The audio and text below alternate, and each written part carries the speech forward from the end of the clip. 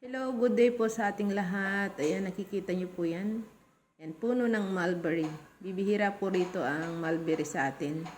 Kasi karaniwang tumutubo po yan sa malamig na lugar.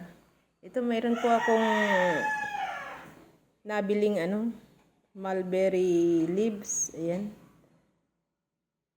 Ayan po. Ang mulberry leaves daw po ay maganda sa ubot sipon.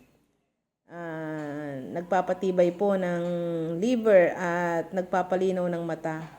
Ayan, papakuluan ko lang po yan. Ang iba niyan, kinakain daw yan ng hilaw.